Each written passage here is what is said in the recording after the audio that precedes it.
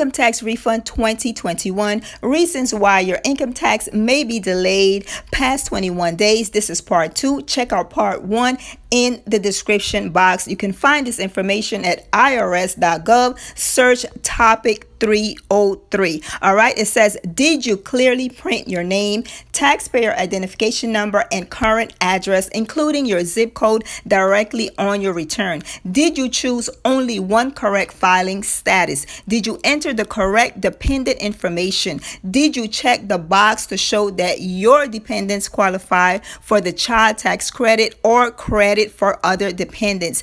Did you enter the names and taxpayer identification numbers for everyone listed on your return? If using social security numbers, enter the names and numbers exactly as they appear on each person's social security card.